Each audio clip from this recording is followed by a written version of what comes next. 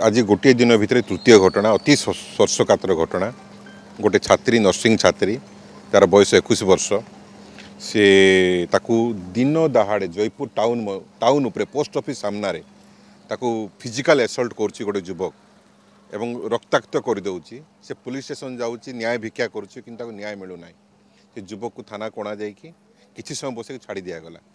पुनर्बार झील जो घर को जाइए से युवक घर जाकि पुणी थर अत्याचार कर शेष से विष पीदेला निज सम्मान हानि बचापी आम जहाँ शुणा पाचु तार कौन गोटे वीडियो भाइराल करने युवक बारंबार धमक दौला हत्यार धमक दौला कि पुलिस नीरव रहा परवर्ती समय विष पिला पर देह जो बहुत कंडीशन खराब रहा रायपुर मेडिकल निया रायपुर मेडिकल फेरई देती ये भितर से युवकर दादा पुणी थर रायघर थाना एफआईआर देती माने गोटे केस रे दुईटी थाना एफआईआर है पुलिस ताकू सहयोग करना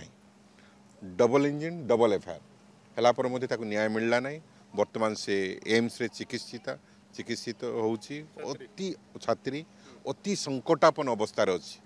आम जहाँ शुणा पाइल डॉक्टर ठार दुईटी किडनी तार फेल लिभर फेल हो जाइए से मृत्यु सहित संग्राम करुच्ची सरकार समय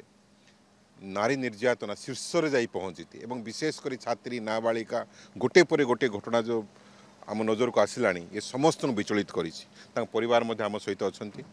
एवं भगवान करंतु झीर जीवन बंची जाऊ कारण से अति संकटापन्न अवस्था अच्छी जब आवश्यकता पड़े ये झील को दिल्ली एम्स स्थानांतर कर आवश्यकता रही कारण मुझे भावुनी जे आम भावुनु जे ये ठीक हो पार डाक्टर दल आलोचना है ट्रमा सेंटर रखा जाए बर्तमान समय सीट आईसीयू सीट बर्तमान सुधा मिलना कि वेंटिलेटर को शिफ्ट करा जाए